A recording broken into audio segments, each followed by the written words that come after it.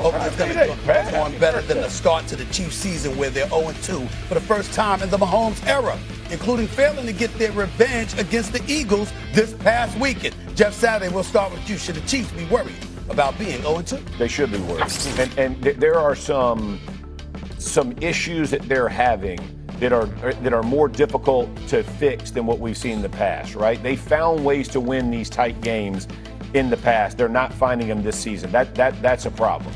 But they've basically abandoned the run game. They're laying everything on Mahomes. And your wide receiver core, one's suspended, one's injured, other guys are trying to get back. Kelsey hasn't been what he has been in the past. So what are you following? You're literally relying on Mahomes to do magic each and every week. The NFL catches up at some point. That's the part for me. And then you flip it over, and their defense, and I've said this for the last 2 years, their defense has carried this team the last 2 years and been a difference maker in a ton of football games. And that they haven't been able, and they play well against the Eagles, but they don't close out against the Chargers. They get in the wrong gap, get washed inside. Herbert makes the run to do those things. Those are, that's not a Spags type run defense, right? They'll get better. But offensively, the bottom line in this league is you got to score points. And I don't know where, as I look at their team, where the points come from. That's why I'm worried. Look, the injuries matter to me. Yeah. I'm not worried about the Chiefs. I think when they get healthy and get their guys back, because you change the picture. Right now, they dealing with people not respecting what's on the outside. And Jeff, you know football, that matters. 100%. Right? These boxes are really full. And people are playing the Chiefs man-to-man for the first time ever. Absolutely. Right? So we asking Andy Reid, you need to scheme some things and get them open. Rishi Rice was ascending to be a clear number one for them. Sure. So they're hoping when he comes back, his run after catch ability, Xavier Worthy and his speed, he showed up big time last year in some critical moments. I like what they're getting out of Tyquan Thornton. I just think this team needs a full boat. And I'm going to use, without going back to the record, I'm going to use the fact that you look at these two games, these haven't been blowouts. No. These haven't been dominant wins by teams that we think are really, really good football teams. So I don't want to get too thrown off the reservation thinking that the Kansas City Chiefs are not going to get this thing fixed and revamp it and win one or two of these close games before they get everybody back. I'm not concerned right now. If they go 0-3 and the Chargers go 3-0 and win against Denver, then you're probably too far back in your comment. Go ahead, Doggy. I'm a little in between. I mean, they were due to lose some close games because last year they won all these crazy games, blocked field goals, and everything else. Plus, as Stevie knows, on the board with Kansas City, well, that may have been one of the August days that he wasn't here. On the blackboard against Kansas City, I had them the under. And everybody was yelling at me, how could you have them under 11.5? Yeah. And that looks very good right now at 0-2. Right. But it's Mahomes. You're correct. They got a lot of guys banged up. And despite the fact I love the blue pants, I'm not necessarily convinced right now about the Chargers or Denver being so much better than what Kansas City is all about. So I'm going to give them a little benefit of the doubt. They've earned that. We've seen 0-2 teams get to the Super Bowl and win, a la Dallas with Emmitt Smith. So from that standpoint, I got to see a little more before I'm going to throw dirt on them. Now, I'll say this. This game this week is not a gimme game. Okay, Giants home opener. Right. Giants have a little emotion after that great performance by Wilson. And the Chiefs didn't look great. And the defense will play better because they were embarrassed last week by Prescott. They will play better.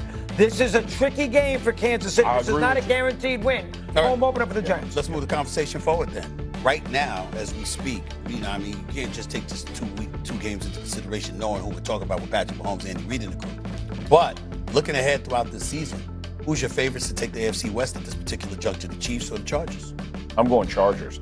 I think the Chargers they're just beginning this journey. This is and listen, they've had injuries, but they play through their injuries. They're moving tackles over, they're doing some things, but they're physical on both sides of the line of scrimmage. If you get it now, the Mac injury, I don't love, I don't know how bad that's going to be, but you look at both sides of the ball, they're the most physical team every game they're playing.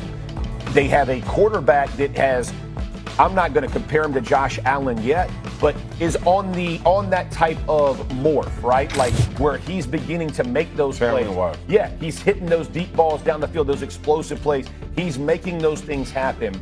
You got to be excited if you're a Chargers fan because one thing Jim Harbaugh does, he wins. Like people can hate him, they can do whatever. He's weird, he's quirky. The dude knows how to win football games, and he is finding ways to win. The other part about the Chiefs for me is Mahomes, for whatever reason, there's some wide open guys, and he's missed them too. It's not just Travis Kelce struggling. The throw, the first throw. Yeah. He overthrows them. I think he was running the over, right? And he ends up. So there's a lot going on. I think they can correct it, but as I look at this, it's not. Things aren't coming easy for the Chiefs, and the Chargers are finding ways to find easy plays. Yeah, the Chiefs have one divisional loss, to your point, to the Chargers, Jeff, but I'm not getting rid of them, bro. Just like we talk about the Chargers, and I know Harbaugh wins, Andy Reid has done the most winning as anybody. And I got to give this organization benefit of the doubt right now for getting this corrected, right? I can't get Not off just of that, guy's going to be back. Rasheed Rice going to be back But after that's 6 my games. point, Xavier Stephen Worthy A. eventually going to be back. But that's 6 games is a lot of games. I understand it, but Xavier Worthy's eventually going to be back as well. But again, right? You think the Chargers are legit contenders? Yes. You do.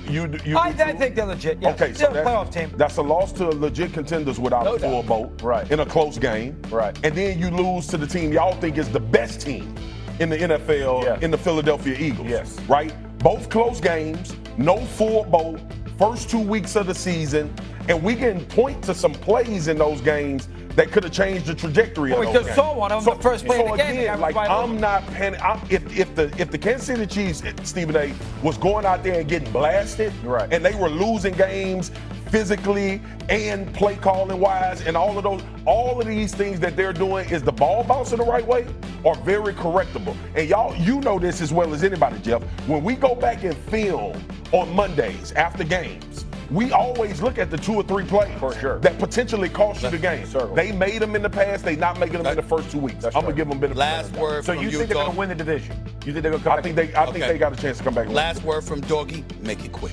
Last week, after the Giants, the Ravens, they better win this week.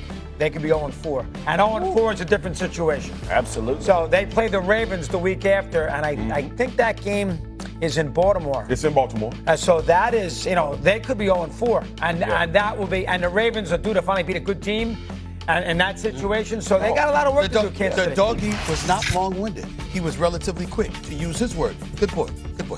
Anyway, coming up. Coming up. was the first one. And that Daniel Jones and the Colts would be good. I said the O-line was good. I said the receivers were good. I'ma fight somebody. Now y'all tell me how damn right I was.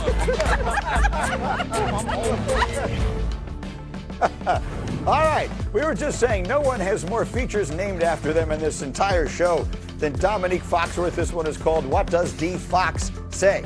Neek, if I said the Bills are going to go undefeated in this regular season, what does D. Fox say? I'd say probably not. Like, I get the reason why you might suggest that. They got past the toughest game, the miraculous win against the Ravens. And they should beat every other team on their schedule. But it's the NFL, man. Like, at some point, they're going to run into a team that is playing well on that day. They'll have some issues. Like last week, we got Josh Allen got his nose broken. Right. And just so happened that they were playing a team that they were much better than. If that happens in a closer contest, we'll have a different situation. I took that personally, but I can't disagree with it. Next, if I said Russell Wilson has silenced the noise about Jackson Dart taking his job, what would D. Fox say? Absolutely not. No.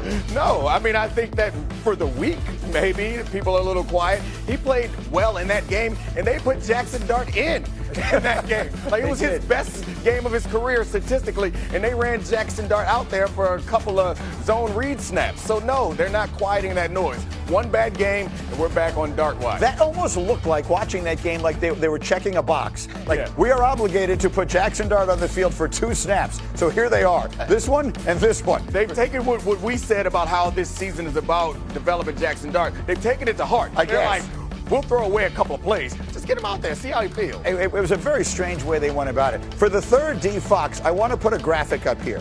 All right, so this is what the Steelers have in front of them their next 5 weeks. They go to the Patriots. They then play the Vikings. We know that the Vikings have lost their starting quarterback.